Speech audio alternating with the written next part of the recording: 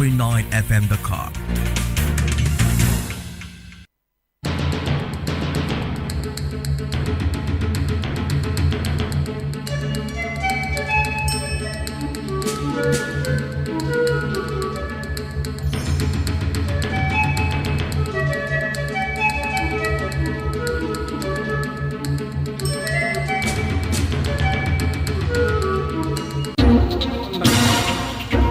WADR, promoting dialogue. It's 6 p.m. in Dakar and Ouagadougou, 7 p.m. in Abuja. Good evening, and many thanks for staying tuned to West Africa Democracy Radio, broadcasting on 94.9 FM and around the world on WADR.org. Welcome to Newslink. Here are the top stories. Burkina Faso military authority arrests and dismisses several officers for an attempted coup.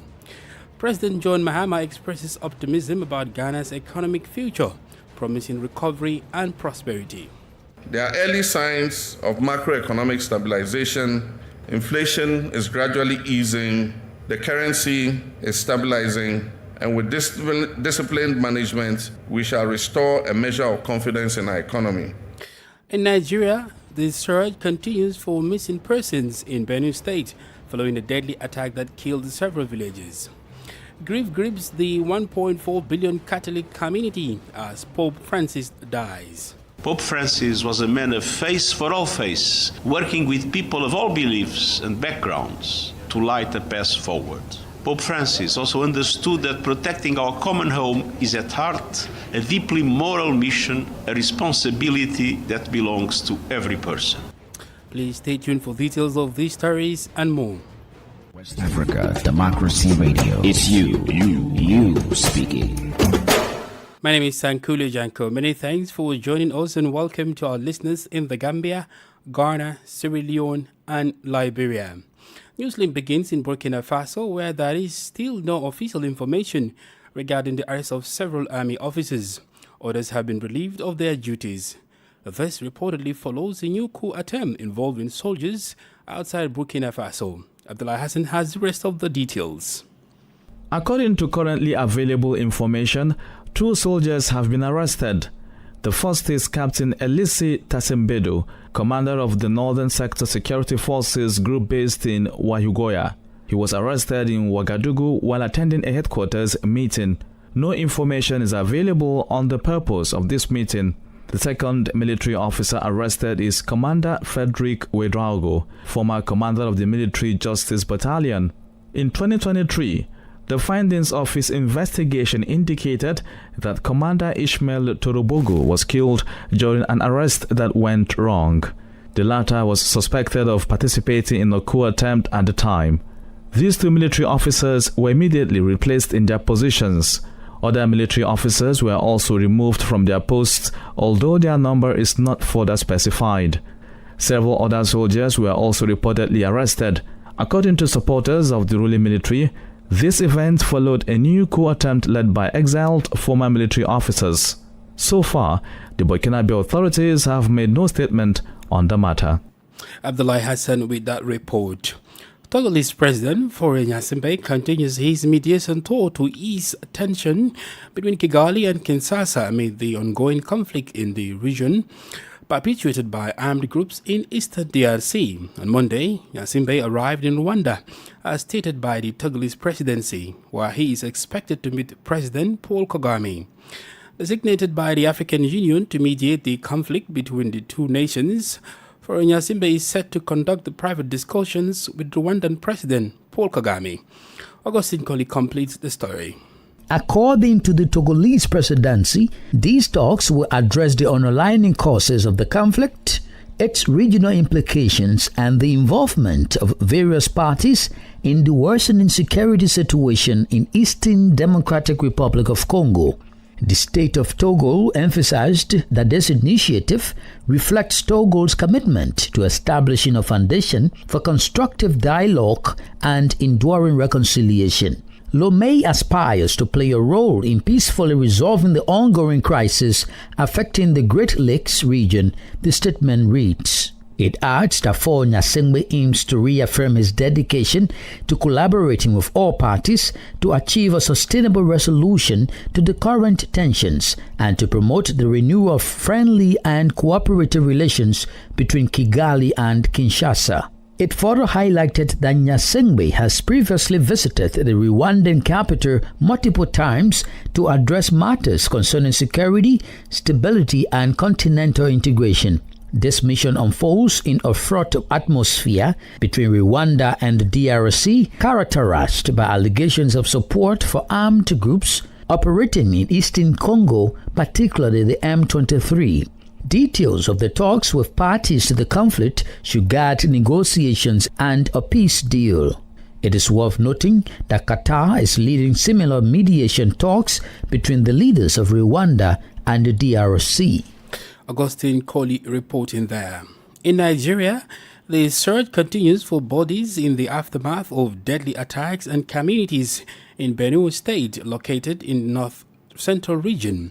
The attack by unknown gunmen in Logo and Okum local government areas of the state left 56 people dead. Since the incident last Friday, opposition, political groups and civil society organizations have denounced the surging violence that continues to claim lives and destroy properties worth millions of naira. Plateau State, also located in north-central Nigeria, had witnessed a similar massacre weeks ago. Benue and Plateau states have experienced a history of conflicts stemming from inter-ethnic religious and communal tensions. Our Abuja correspondent Usman Omar has more.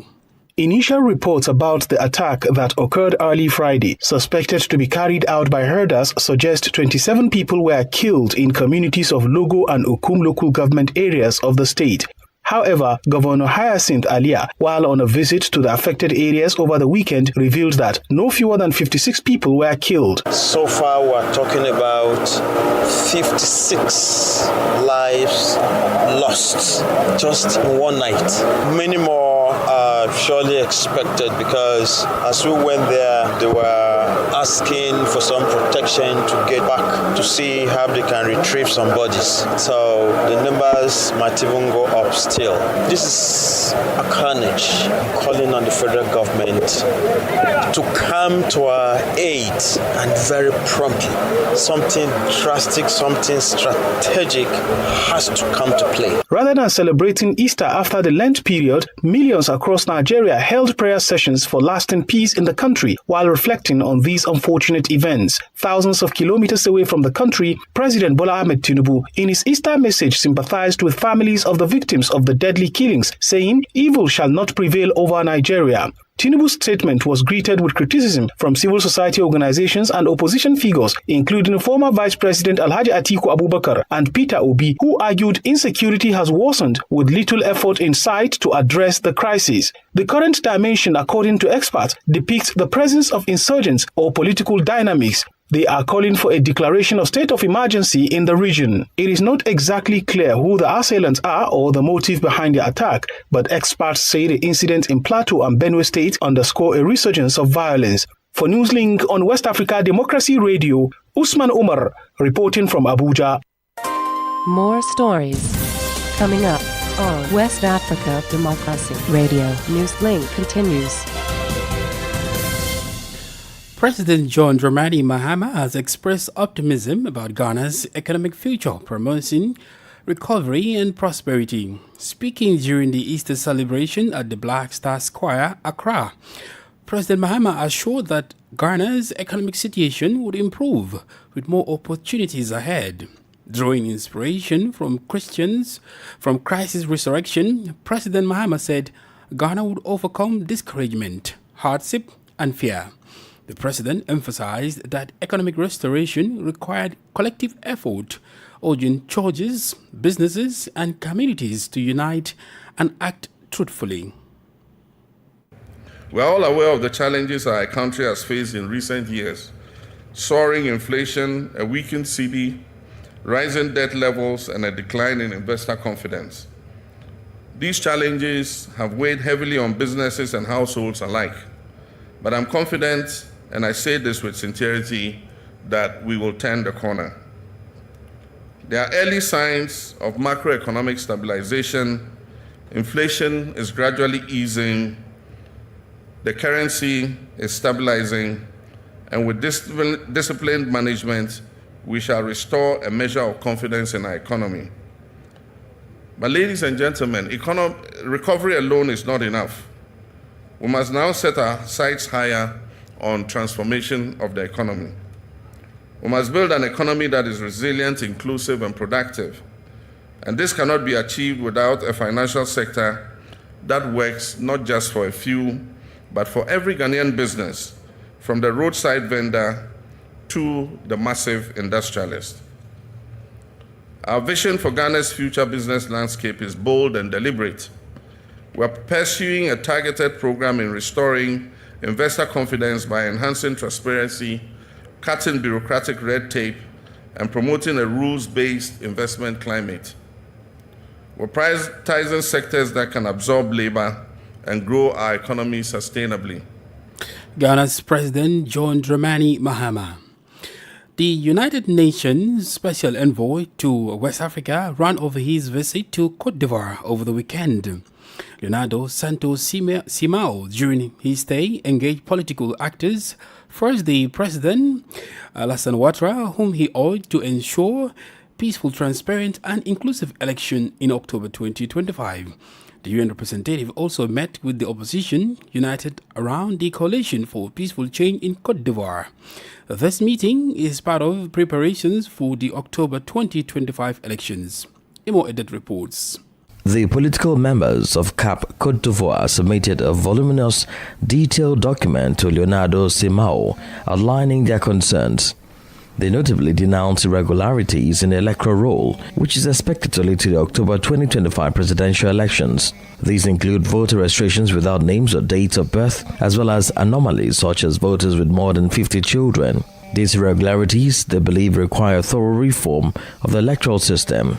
CAP Côte d'Ivoire also highlighted the imbalance within the Independent Electoral Commission (CAI), stating that of the 15 members of the Central Commission, 12 are close to the ruling party RHDP. The document observed that 630 electoral commissioners are chaired by activists from the same party, stressing that the current configuration compromises the impartiality and transparency of the electoral process. For his part, Leonardo Simao reaffirmed the United Nations commitment to supporting the democratic process in Côte d'Ivoire, emphasizing that resolving electoral problems is primarily the responsibility of Ivorian political actors. The UN envoy also recommended constructive dialogue between all stakeholders to reach consensual solutions. This meeting, it must be said, marks a significant step in effort to establish a climate of trust and transparency in preparation for the upcoming elections in Côte d'Ivoire.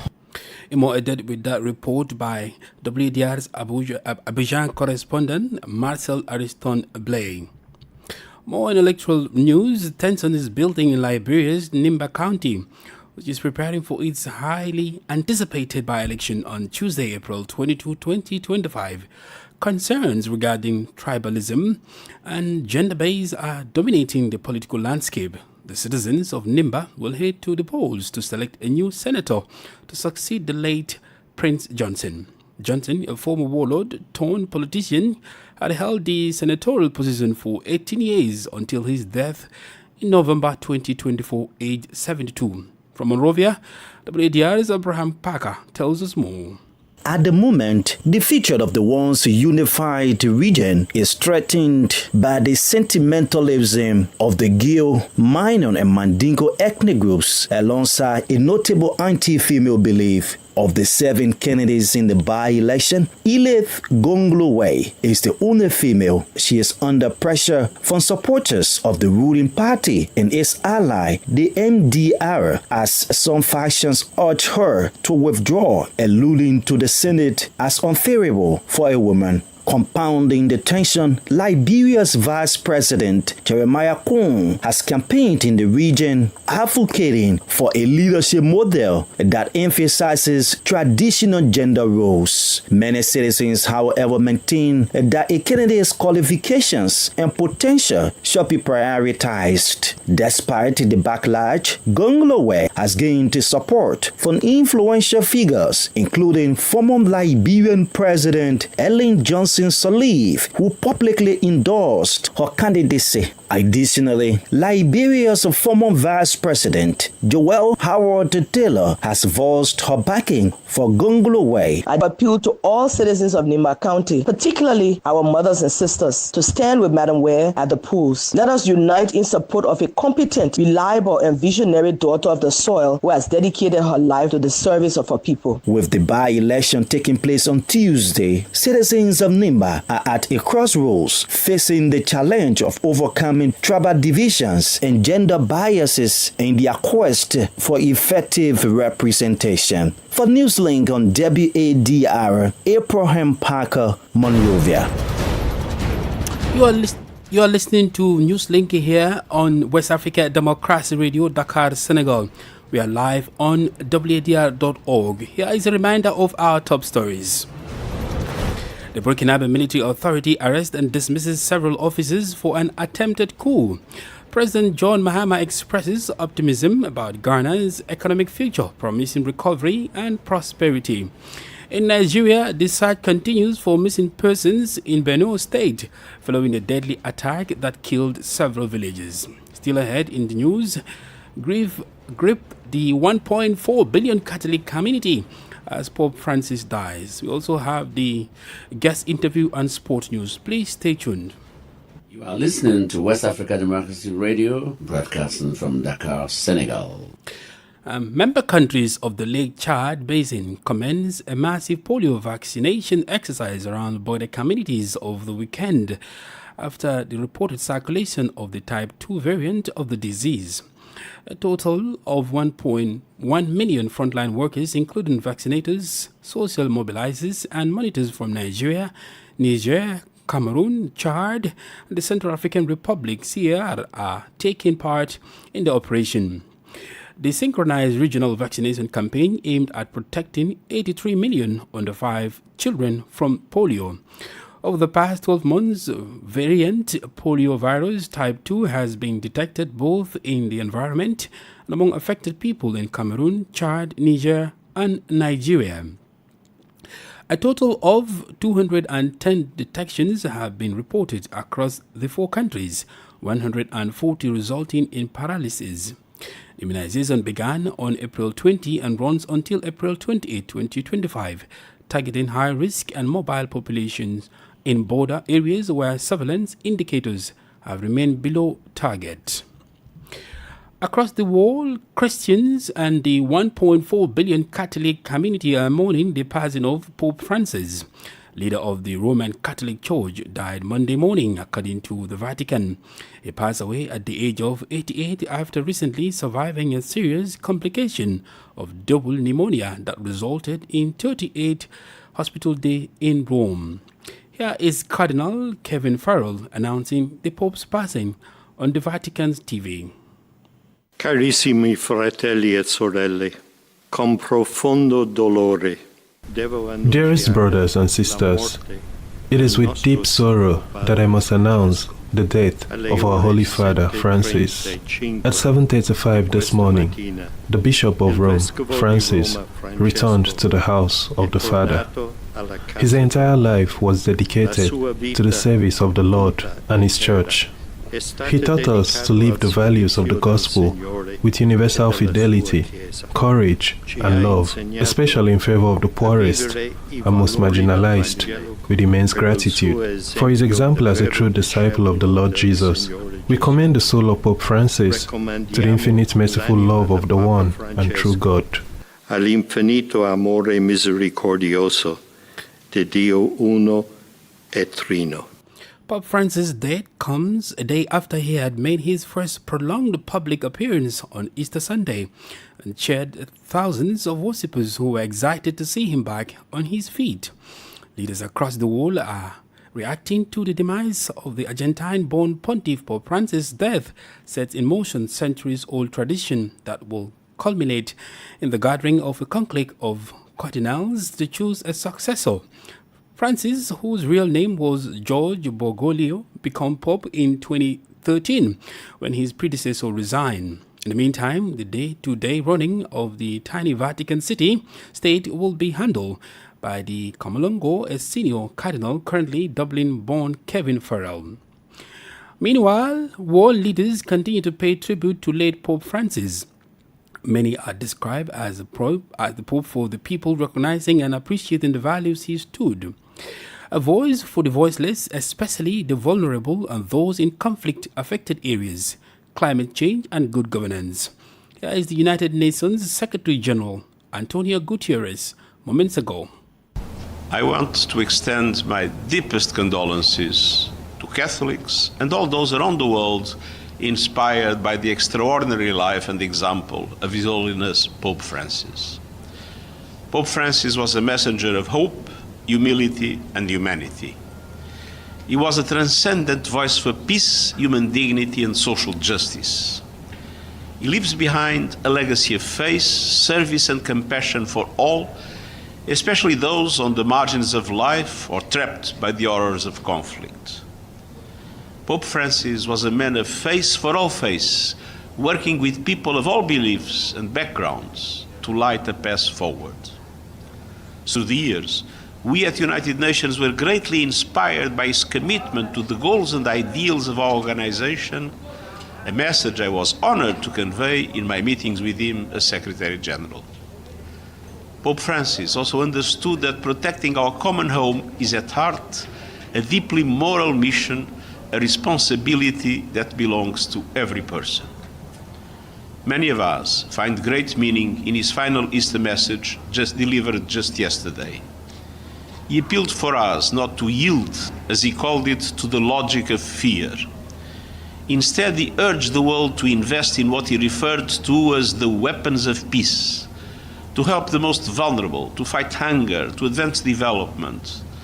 Our divided and discordant world will be a much better place if we follow his example of unity and mutual understanding in our own actions. UN Secretary General Antonio Guterres on the person of Pope Francis. Politics, analysis on major news, social matters, and all. This is A Guest.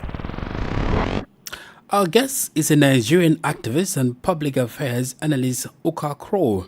Crow joins us with the reactions to the recent killings in Nigeria, especially in the North Central region, which have sparked heated debates around the identity of the perpetrators, the motive for such heinous acts, and essentially the failure of the security sector to protect civilians.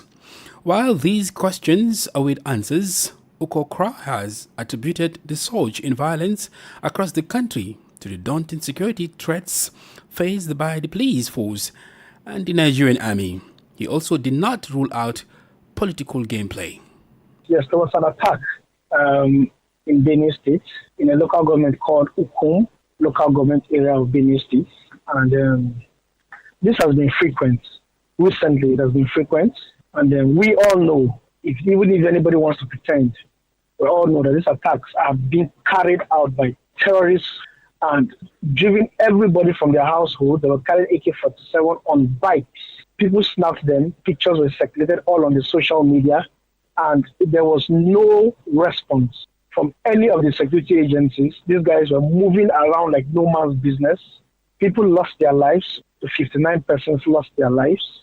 And the governor was there for an on-site visit and condolences to the people of Ukum local government area. This crisis is not just happening in the Ukum local government area of Benue State. It's happening in other places like Utukpo, around the Zone C. It's happening around Katsina Ala, Logo local government area. And I fear to say that these guys have surrounded us. And for me, I think the Minister of Defense is not in touch with reality. He needs to be on ground. He needs to visit these places and be on touch. He's totally cut off from what is happening. And when we start complaining, the best they can do is to complain, is to say the social media is misleading the people. There is nothing like bandits. These guys are terrorists. In Plateau State, there is nothing, just the way it is in Benue State. There is nothing like header farmers crisis. We as farmers, as peasant farmers, do not look for trouble. We farm to feed the nation. The same way the Plateau people farm to feed the nation. And the Plateau people and the Benue people have lived with these people for so many donkey years. There's never been crisis. We should stop pretending and deceiving ourselves. There's an agenda towards this thing. Security agencies have promised several times to step up measures to protect civilian population from ever again experiencing this attack, yet it happens. The security agencies in Benue are not doing as expected as we think, because Ukum local government is a very big local government. And Fulani herdsmen are riding Okada with AK-47 for more than 24 hours, and there is no form of response from any of the military zones. Look, if we use a fighter jet from Makudi, the Dakar Air Command from Makudi to Ukum, you will get there in less than 3 minutes, even a helicopter. For how many days, weeks, people have been killed? We have a tactical air command in Makudi. You don't know what they're doing. Maybe they will tell you that you don't know anything about security, so don't talk about it. I think the security are doing nothing for the killings in these areas that are troubled. Well, now it's time for sports, and with me in the studio is my colleague Augustine Coley to talk about, of course, they just ended African Under-17 Africa Cup of Nations, but he doesn't seem really happy. I don't know, for whatever reason. Welcome to the studio. Good evening, Augustine. Tell us what is happening in the world of sports. Well, good evening, Sankule Janko. Of course, Morocco were crowned champions of the CAF Under-17 Africa Cup of Nations for the first time in their history after defeating 2 times winners Mali 4 goals to 2 on penalties following a tense goalless draw in Saturday's final. The hosts held their nerves in the shootout, with goalkeeper Zakaria Alawi emerging as the hero, saving 2 spot kicks to send the home fans into raptures after a tightly contested final between 2 of the tournament's most consistent sides. The win ends Morocco's long-awaited continental glory at this level just 2 years after finishing as runners-up to Senegal.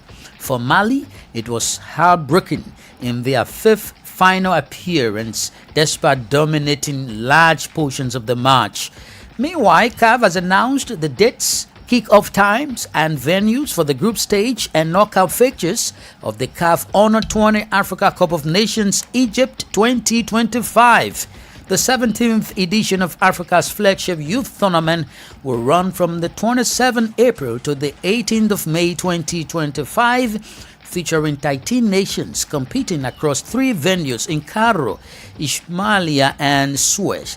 The opening match day takes place on Sunday, the 27th of April, with hosts Egypt playing Zambia at the Cairo International Stadium. Senegal, of course, where we are, will begin their title defense against Central African Republic in the opening Group C match on the 2nd of May in Suez at 6 p.m. before DR Congo take on Ghana at the same venue at about 9 p.m. GMT, Sankule Janko. But you were like saying that I'm sad. Of course, I will be sad because I prayed that a West African nation, would have won the Under-17 CAF tournament in Morocco. Mali, of course, West Africa had the dominant countries in this tournament, of course, and Mali were in the final. But unfortunately, they were defeated by Morocco in the final. But they did well. But hopefully, we have Under-20 coming up, just like you said, sometime next week. Hopefully, West African country will win it. We hope so. But again, remember, it's going to Egypt. Egypt is the host, and so you gotta be thinking, man. But I'm sure this time around they'll do better because you have the likes of Ghana coming to take part. Augustine Coley with this sports there. Thank you very much. We have come to the end of this edition of Newslink here on West Africa Democracy Radio, broadcasting from Dakar, Senegal. Thank you for listening, and many thanks to, of course, Umudanogo as well as Mam Kodo Afai for their technical assistance. Do interact with us via social media platforms X and Instagram at WDR English and on Facebook at WDR English Service. Thank you for tuning in.